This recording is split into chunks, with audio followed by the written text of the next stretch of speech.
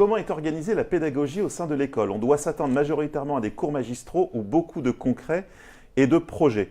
Alors la ligne directrice de la pédagogie, c'est excellence académique et pratique professionnelle. Donc il y a des cours, il y a peu de cours magistraux, c'est-à-dire l'image qu'on en a dans des grands amphis où on écoute un professeur et puis rien ne se passe, pas une mouche vole, pas un bruit.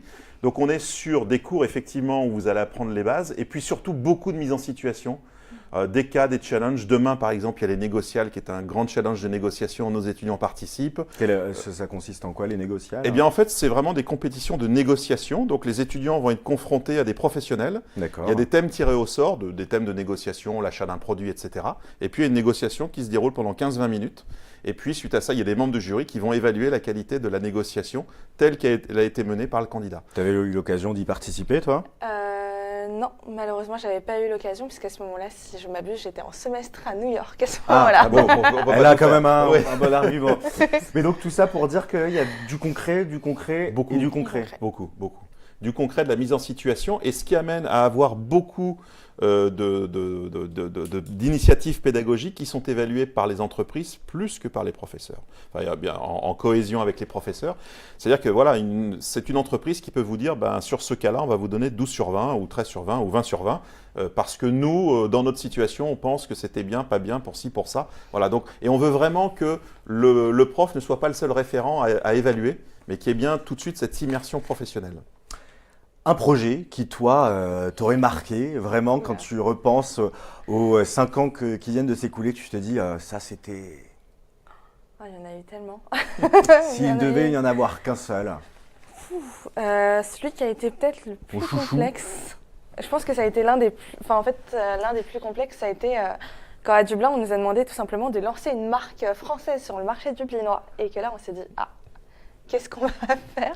Et alors, vous avez fait quoi au final? Avec mon équipe, on est français, donc la gastronomie française, ça nous manquait.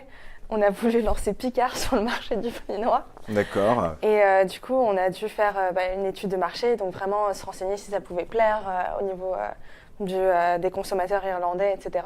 Parce que nous, en tant qu'expatriés, forcément, on est fans. Ça vous plaisait? Voilà, mais peut-être qu'ils auraient trouvé ça immonde, les escargots surgelés.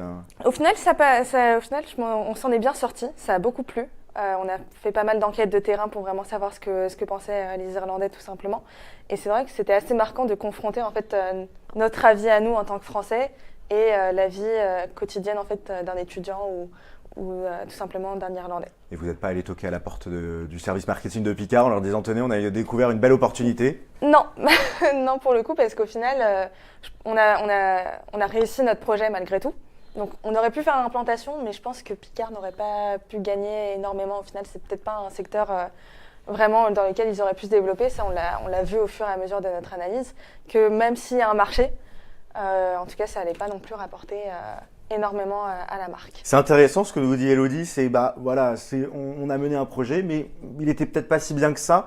C'est aussi une force, c'est-à-dire on sort un petit peu de l'univers des bisounours où tout va bien et on est dans le vrai monde où tout va pas forcément très bien, quoi. Bien sûr. Et vous savez, souvent, la difficulté pour les jeunes, quand ils arrivent, ils nous disent « Mais est-ce qu'on a juste ou bon à cet exercice ?»